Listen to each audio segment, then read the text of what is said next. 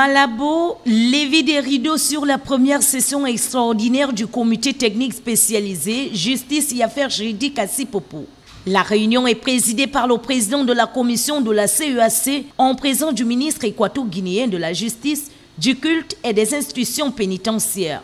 Gilberto da Piedra Verissimo, dans son mot d'ouverture, a tout d'abord souhaité la bienvenue aux participants à cette session avant de souligner entre autres experts que les résultats attendus au cours de ces assises vont avoir un impact sur la vie de toute la communauté. Votre participation à ces travaux est un témoignage de l'importance que les États membres de la CEAC accordent aux questions et textes qui seront adoptés au cours de la session des ministres de justice de l'Afrique centrale le 28 juin prochain à Sipopo. J'aimerais en rappeler l'importance au regard des enjeux qu'il porte, notamment celui des valeurs partagées.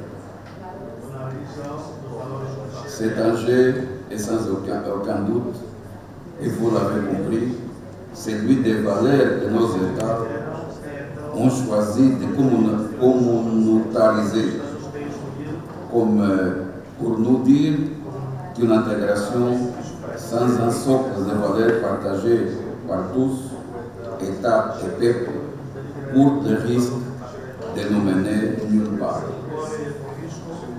Conformément à ces attributions, votre comité examinera également les différents textes juridiques qui lui sont présentés par d'autres comités techniques spécialisés. C'est ainsi que vous allez vous pencher sur cette transmise par le comité technique spécialisé marché commun, affaires économiques, monétaires et financières. Autant de dossiers qui vont solliciter votre attention et assiduité pendant les travaux de cette session extraordinaire, dont l'organisation hors cadre d'un sommet démontre à suffisance votre détermination et engagement à doter la communauté d'instruments qui marqueront profondément sa marche et son histoire.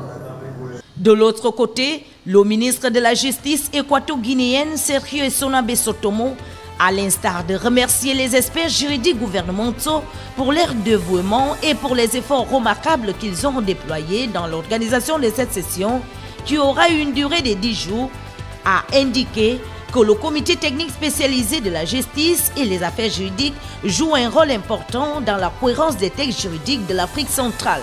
Autant donc d'inviter ce dernier à garder à l'esprit la vision de l'agenda 2063 de l'Union africaine, le plan et les objectifs de la CEAC, ce qui permet de bâtir une Afrique centrale intégrée, prospérée et pacifique, a-t-il martelé.